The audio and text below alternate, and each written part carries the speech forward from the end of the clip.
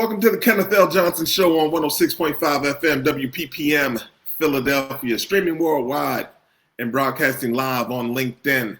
I'm your host, Kenneth L. Johnson, and this is where we chop it up about career, culture, and community. Listen, if you're here, it's because you belong here. All right, let me get into a little bit of my Philly talk real quick. Go Birds, amazing end of the game. You know, everybody knows I support all things Philly. So with that being said, I just wanted to shout them out. Everybody is tuning in on 106.5 FM in Philly. Thank you so very much for joining us. If you're on the stream worldwide, we sincerely appreciate you. And for all of our friends locked in on LinkedIn, thank you so very much for joining another edition of the Kenneth L. Johnson Show. All right, let's get into the talk. We broadcast live every Monday, and you know, I'm just going to keep it real with you. This is the real Adele. So I didn't realize that it's Hispanic Heritage Month, and we're locked in. We got Julio Alvarez with us today, so I'm really excited about that. We're just going to get into some real talk about the state of today's workplace, right? So if you've been paying attention, you know it's pretty tough out there for many. A recent report said it plain. Job seekers feel awful about the labor market. And now the data is backing them up. Unemployment is ticking upward. Long-term unemployment is climbing. Job growth has slowed to the weakest pace we've seen in years. And in some cases, monthly numbers, they've even been revised down to actual losses. Add to that the rise in ghost job postings. If you don't know about that, those are positions that are advertised that never have been filled or existed, right? So it's a fake job post. And it's no wonder many people feel a little stuck in today's market. Now, yesterday, Gary Cohen, former Trump economic advisor and now vice chair at IBM, said this on CBS. He actually used the word degrading in describing the U.S. labor market. Ouch. Degrading. All right, think about it. We've gone from companies hoarding workers and hiring aggressively to creating fewer than 50,000 jobs a month. Businesses are kind of managing headcount carefully, cutting labor costs, and protecting margins instead of growing their teams. So that's a challenge for us, right? Especially for me. I'm a recruiter. So, you know, if you're kind of looking at it, this all feeds into what I've been calling job hugging.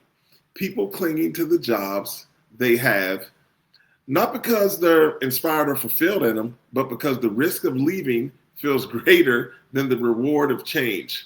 That's a problem. We're really seeing this behavior.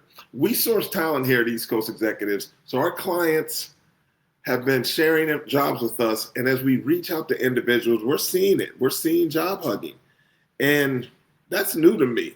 But it's not about me, right? Here's the question I want you to consider today. What happens when the job hugging suddenly disappears? I'm asking you, if you lost your job tomorrow, would you be ready? Do you have a plan? Or would you feel like it's the end of the road? Here's the truth. A setback is not the end. It can be the turning point. In fact, some of the most powerful career stories I've seen, they've really been in the space, you know, of beginning with disappointment or rejection or even a firing. And then the perfect setup happens for a bounce back. And that's why today's guest is so important to this conversation. So joining me today will be Julio Alvarez, executive coach, keynote speaker, and host of the Let's Go with Julio Show. Julio knows this conversation personally. Oh, did I mention he's also a TEDx Harlem speaker? I probably should have mentioned that as well. He's been fired or let go from 4 of the world's most iconic companies, Apple, Google, Tumblr, and Airbnb.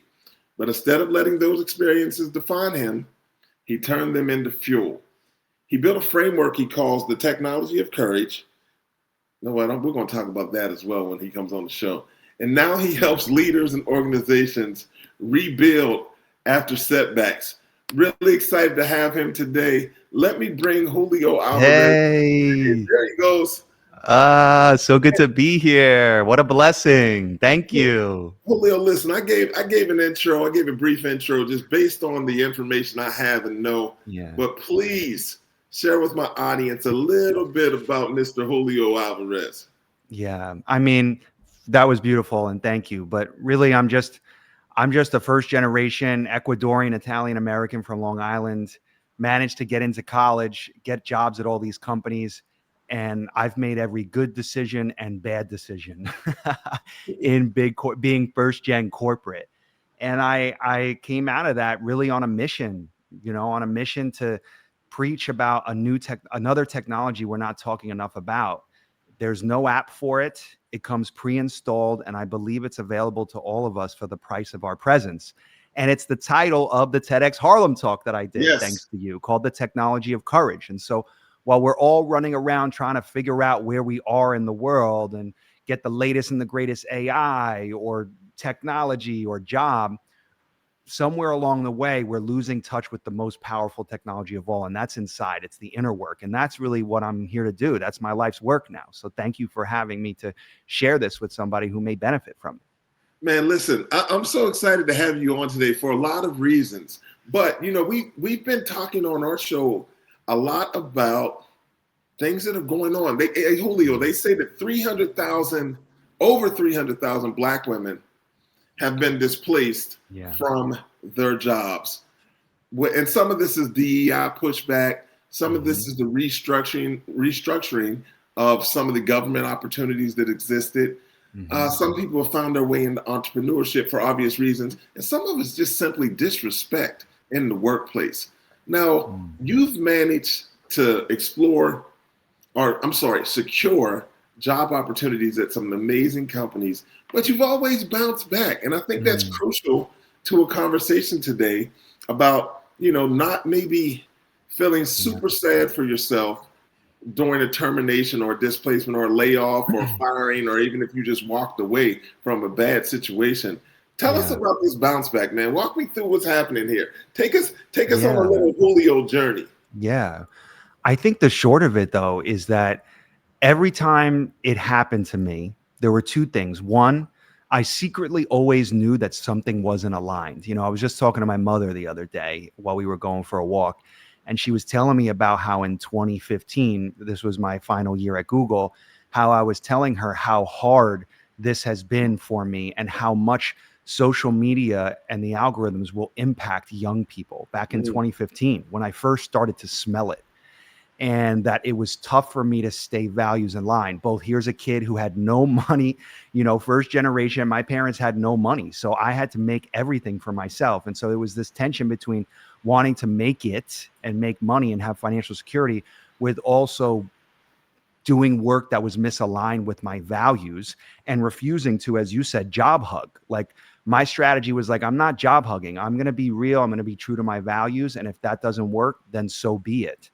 The other thing, though, was that I recognized that each time I was let go, there was a lesson in it. And it was hard for me to see at the time. But the truth is that there was always a part that I wasn't willing to take responsibility for. And I learned in the experience that, maybe you have a bad manager. Maybe there's a reorg. Maybe there's a downsizing. Maybe you're a number on a spreadsheet and you get cut for whatever reason. You're laid off, you're let go, whatever. But within that, some of it is the responsibility of the company and they're at fault, but then also there's a part that you're responsible for. And I had to find a way to understand, wait a minute, my job is to figure out in every interaction, what is the part that I am responsible for, even if it's 10%, whatever it is. I spend a disproportionate amount of time blaming and shaming and being frustrated at everybody else and everything, and then being stuck and overwhelmed such that I just sat there and spun my wheels, as opposed to saying, hang on, let me take a breath. Let me see, what is this experience here to teach me? What is it here to show me? What is the lesson? And how can I take the lesson and then use that to move my life forward? And that took many times. It took 4 times in a row to finally realize, okay, that's what was happening here. And this is what I see now amongst people who message me all the time, who have lost their job or are still well in the thick of the job search. Because let's be real, there are millions of people looking for jobs right now, and most people aren't talking about it because it's uncomfortable and they're worried about what it will make them feel. But I think that all of this is an opportunity. It's an opportunity for you to go inside and do some self-inspection and get really clear on who you are and what your gifts are, and then how do you take baby steps to go and cultivate those gifts? And it's easier said than done, and it's not a light switch that you turn on. It's more of a dial. It takes time, and I know we don't like that because we live in a DoorDash world where we want everything in 20 minutes, but that's how this works. Hey, Julio, so it's interesting, right? I love the way you talk about taking ownership over your piece of it, even if it's just 10% of the piece of why something negative has happened. But as we've had prior conversations, I'll be transparent. I consider you a friend, and I thought something you shared with me was extremely important to this conversation. You found ways to kind of keep the feedback loop open and get information from the same people that had terminated you or you've decided to move away from in your career. Tell me about that process, and then also speak to how that has benefited you currently. Well, thank you for asking that. I mean, thanks to you, blessings to you, because you letting me on the TEDx Harlem stage was the very first time that I took 16 minutes, which I know that was more than we were supposed to do, but I took I think it was 16:55, okay, to get on. I was hoping for 12. You gave it about 16, but it's all right.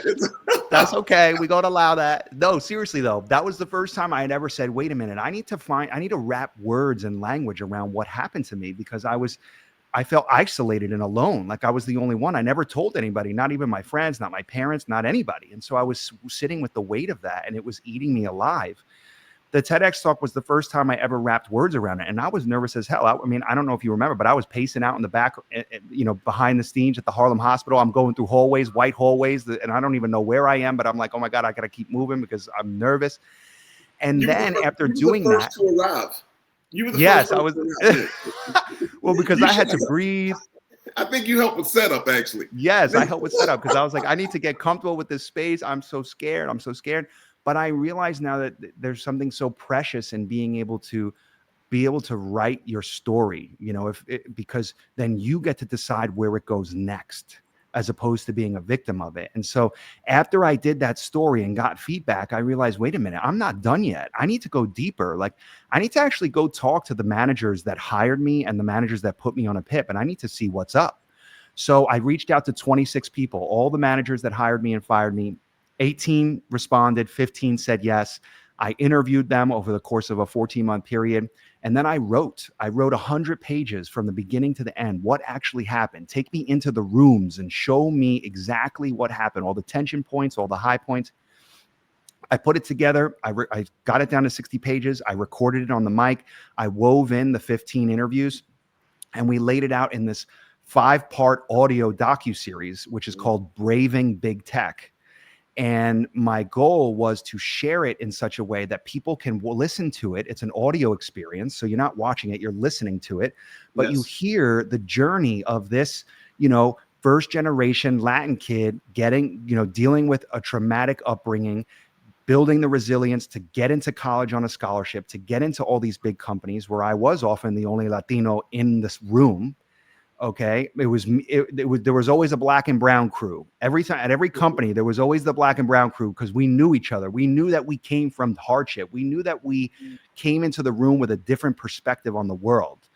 And so I had to go back, and I thought, you know what? My job here is to excavate all of this and tell it so that other people can hear it, and one, feel less alone because it's happening to a lot of people, but two, also see that everything is a lesson, and that everything happening to you is really happening for you if you allow and you choose to see it that way. And what doing that work did, being able to talk to the managers and have closure and reconciliation, was realize that I was not a bad person. Like I was not an imposter. I was not a bad person. I was fucking amazing at, I don't know if we're allowed to curse, but I was No, amazing at we're my not. We're job. not. We're Oh, not. Yeah. sorry.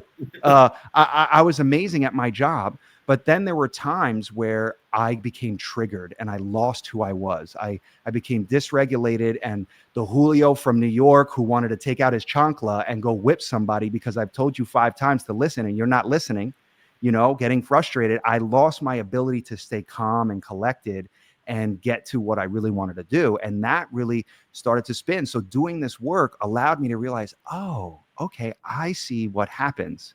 I get angry. And then I don't know, as a male, I don't know what to do with my anger. I didn't know how to handle it. So I discharged it onto other people. And that really was the biggest nugget coming out of this work, was realizing, how can I learn to feel my emotions and understand that they're just giving me clues. They're clues to tell me, okay, go deeper. What's your frustration here? And it turned out a lot of my frustration was everybody's so focused on the money and the numbers and not enough on the humanity of the work. And I was misaligned with that. And so I had to, that was a big takeaway for me. All right, hey Julio, let's talk about this. So Gary Cohen at IBM said yesterday that the U.S. job market is degrading. I don't want to misquote here, right? But fewer than 50,000 jobs have been added monthly, right?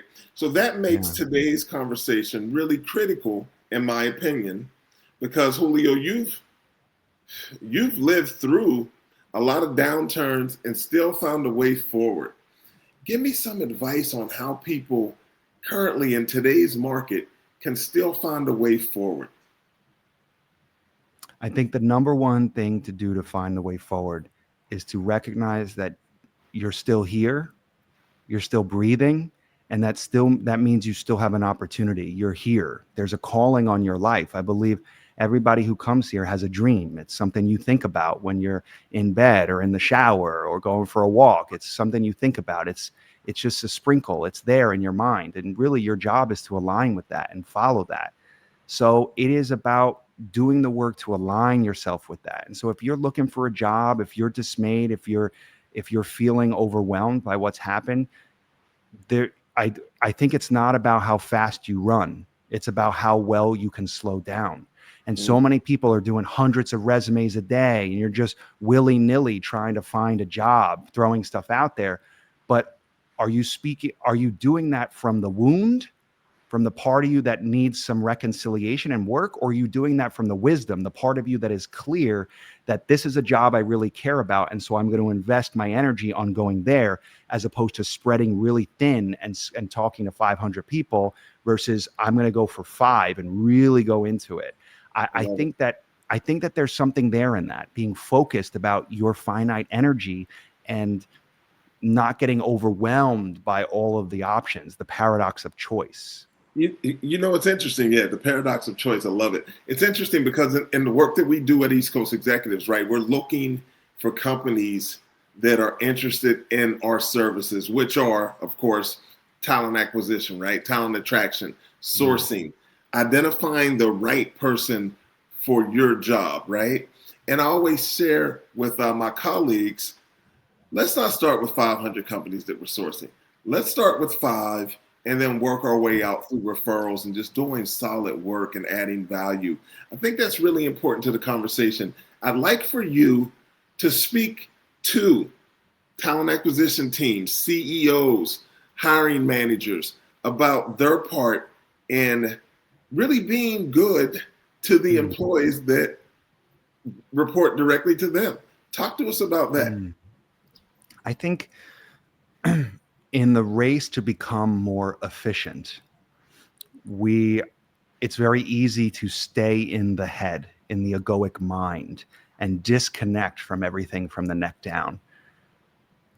But we forget that we're humans. Your team is there's just a bunch of humans working together. And I define leader as somebody who sees potential in other people, and not only sees the potential, but also has the courage and the compassion to go and develop that potential. And I think what we see a lot is frustrated leaders who have so much pressure that they are pushing it down onto the team. And Okay. what that does is that lowers productivity for everybody, as opposed to recognizing, hey, I have to take responsibility. What is my part in this? And how do I treat the people on my team as humans that need to be on block, that need encouragement, that need clarity and communication? I can't tell you the amount of times I have had a conversation with a founder, a CEO, an early startup leader who is struggling with someone that they've just hired. And instead of saying, okay, I'm going to take this person out on Wednesday night at 7 p.m., we're going to have a nice dinner, and I just want to have a heart to heart. I want to talk through something I'm struggling with. And you know what? I may be totally off on this, but I want you to hear me out. So let me take 5 minutes to share what's coming from my heart, and then we can talk it through. No. Instead, they spend a disproportionate amount of time managing around this person or being frustrated at this person, as opposed to handling it directly, human to human, heart to heart. And I think COVID and isolation and technology has exacerbated these human skills. And that we're going to see a return to that. I believe that soft skills are real skills, and they will become the most important skills in this new age for sure. Important skills in the new age. I really appreciate it. We have Julio Alvarez on the Kenneth L Show live on WPPM 106.5 FM Philadelphia. We are all about career, culture, community. You definitely belong here with myself and Julio Alvarez. So with that being said, Julio, have another question for you. Earlier in the show, I talked about the rise of job hugging. People holding on to roles that they're really doing it out of fear. But your journey is proof that sometimes letting go or being forced to let go is actually transformational. Talk to us about that, please. Yeah, I mean, if you're actually truly staying because of the fear, life's going to push you out one way or another. It's going to happen. I mean, I'm living proof of that.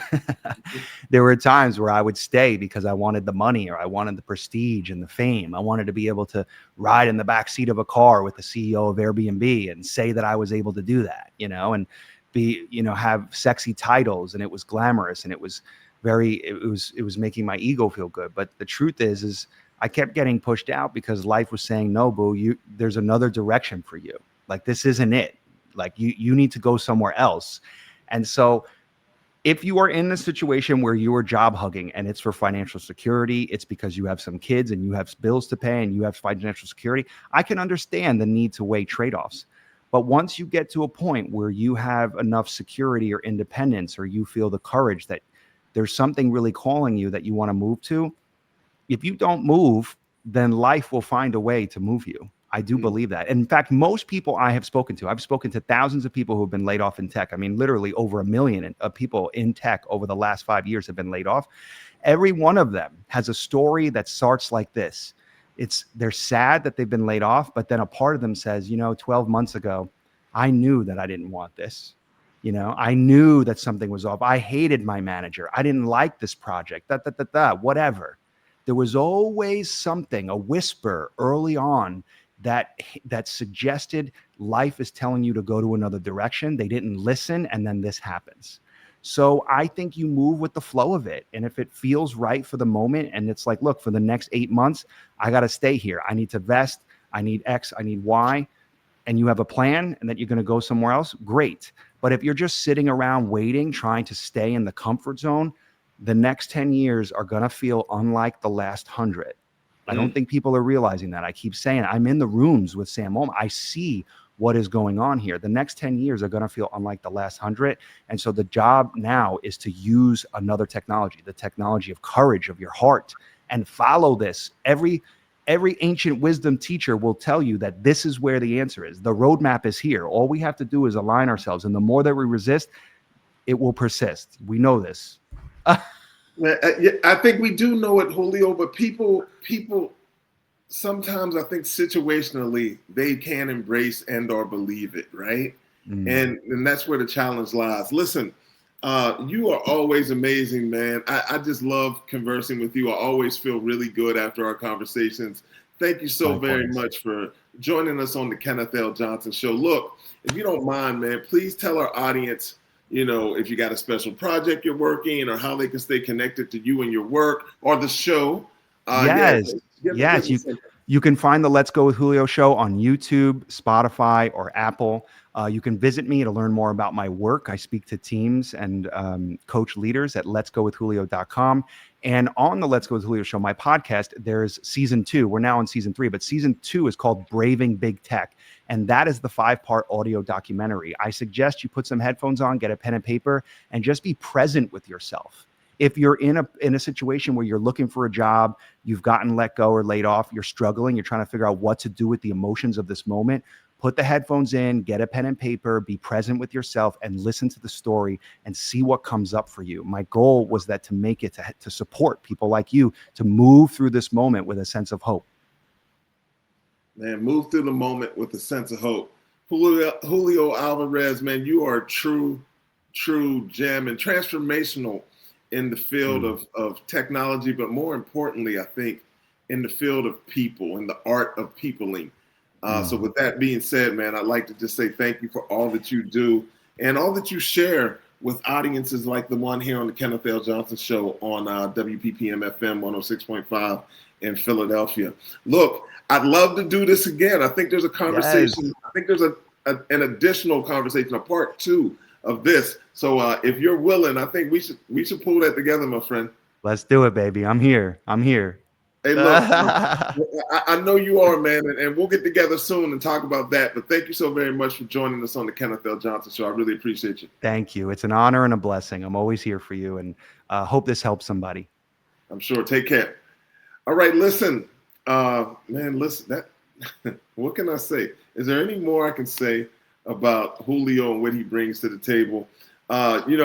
Before we wrap up today's show, I want to kind of bring it full circle. We started this conversation looking at the state of the labor market. Yahoo Finance reporting that job seekers are frustrated. Unemployment is climbing. Long-term joblessness is on the rise. Ghost postings are everywhere. And as Gary Cohen said just yesterday on Face the Nation, the U.S. job market is in his words, degrading. Companies are slowing down hiring, they're cutting costs, and they're definitely tightening up on opportunities. And we all need opportunities. In that kind of environment, it's no surprise that so many people are job hugging, holding on to their roles out of fear. But what Julio Alvarez reminded us today, and it's powerful, but setbacks don't have to define you. Being fired, being let go, facing rejection, those moments can actually fuel your comeback. If you're willing to reframe them and stop and talk about what he calls the technology of courage. So happy about that title for a lot of different reasons. So here's my challenge to you, my listeners. Don't just survive the labor market. Learn how to navigate it. Reflect on where you are. Build the courage to make necessary moves and prepare yourself for the opportunities that will come. Because they will indeed come. Trust me, I'm walking proof that they'll come. I was sharing a story with someone recently. One of the reasons I'm here doing this work is because of an opportunity that I was sitting in, a job I was sitting in, but there was a lady that tried to make it extremely uncomfortable for me. For whatever reason, she made it uncomfortable. And I had to walk away from that because I refused to be uncomfortable. Yeah, it's been a struggle the last, 24 years in working independently here at East Coast Executives. But it's been some of the most fulfilling work that I've ever done. And I suggest to you, I'm not suggesting that you walk out the door and become an entrepreneur, but I am suggesting that you take a real assessment of the work that you're doing and how you're being respected or how you're being dealt with at work.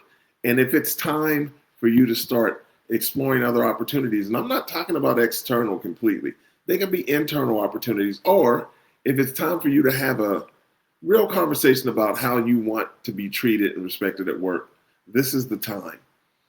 This is why we're here every Monday at 2 p.m. to give you the tools, the insight, and the inspiration to own your career. That's all I'm asking for you to do is own your career. I'm Kenneth L. Johnson, and this has been the Kenneth L. Johnson Show, where we talk career, culture, and community. I just want you to remember that you belong here. We're excited to have you here every Monday. For those of you to join us, please visit our YouTube channel, subscribe to the channel, like us here on LinkedIn, share our show with others. We really believe that you belong here. We really believe that we're about career, culture, and community, and we also believe in you. So have a great week. Please get ready for more conversations like this on the Kenneth L. Johnson Show. Thank you so very much for joining us. We appreciate you.